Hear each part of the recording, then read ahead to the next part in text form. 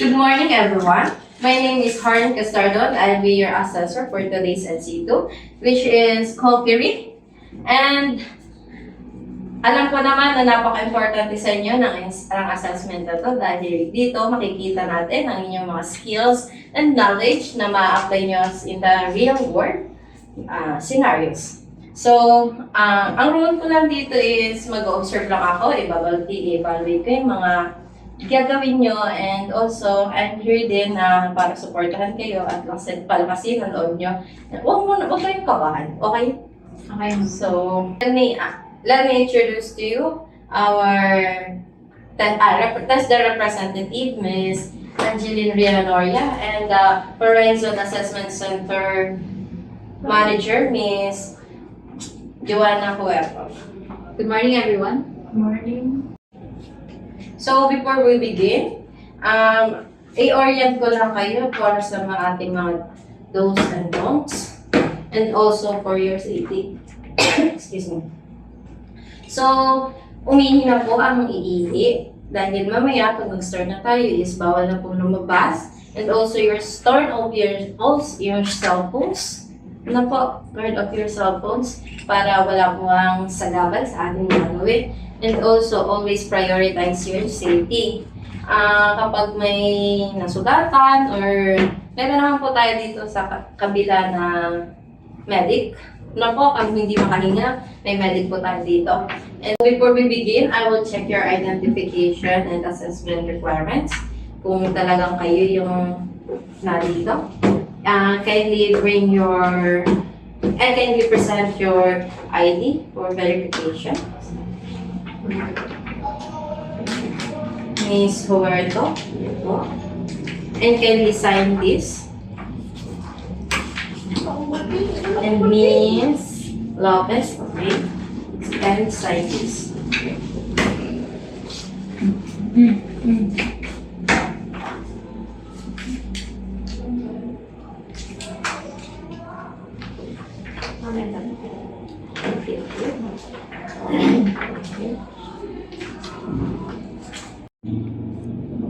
So I have here the SAG, which is the self-assessment guide. Put check if you can perform this every criteria. Ano po? Kung kaya nyo namang i-perform is put a check. Kung hindi naman po, hindi po pwedeng i-perform. Ano po? So, kay this. Ayan.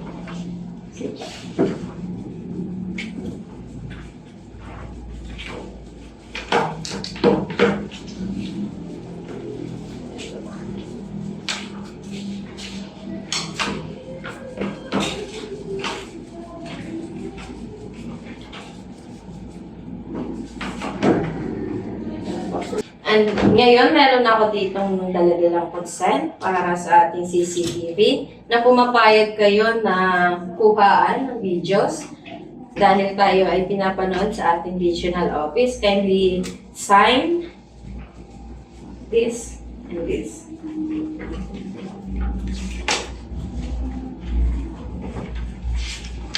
Basahin niyo po muna para alam niyo po kung anong nilalaman ng ating consent.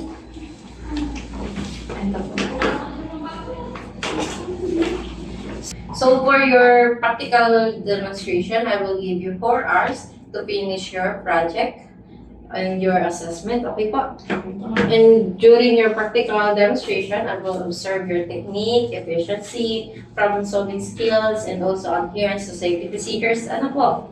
I will also be asking you questions later pagkatapos ng inyong assessment. Ano po? Naintindihan po. Ako.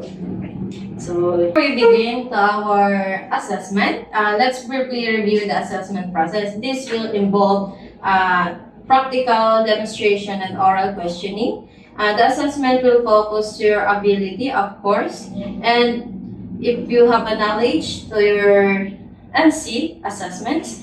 So I'll be using a checklist and rating sheets to record your performance against the NC standards. Okay po? Naiintindihan po ako. And kung may katanungan naman po kayo, you are free to ask me Ano po? Sige po, ma'am. And now, you can proceed to your laboratories. Nandito ang ating materials and ang ating mga cooking pots is nasa likod. Ang ating mga ingredients naman is dito naman sa kabila. Okay po. You can now proceed to your laboratory assessment. Sige ba? Okay po. Thank you po. Sige.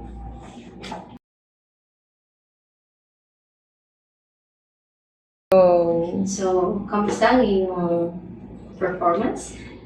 Okay lang po. Do you feel nervous? A little bit, pero na-overcome ko naman po siya. Okay. I was impressed with your problem-solving abilities. You identify and resolve your something issues na nangyari.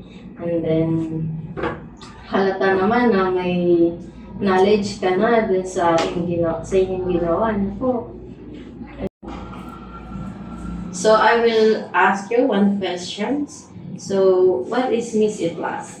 So, ang missing class po, ma'am, is yung isi-separate niyo po yung each ingredients na gagamitin niyo para po ma-measure niyo ng tama yung pinakailangan niyo. So congratulations, you passed our competency assessments and you are competent to your assessment. Thank you, ma'am. Congratulations. We can now proceed to the picture taking and also para ano mo din kung may mali sa mga informations about their certificates, and the certificates will send to your email and yun lang. So, thank you. So based sa iyong performance, good naman siya. So there are some more improvements to enhance your skills and knowledge na po. So we need to further development so to pass the next competency. Ano po? So practice lang na practice. So if may appeal ka sa na hindi fair ang judgment sa iyo, you are feel free to reach out the regional office to file an appeal. Okay po. Okay po, ma'am. So, congratulations pa rin sa iyong pag-try. Thank you, ma'am. Yun lang.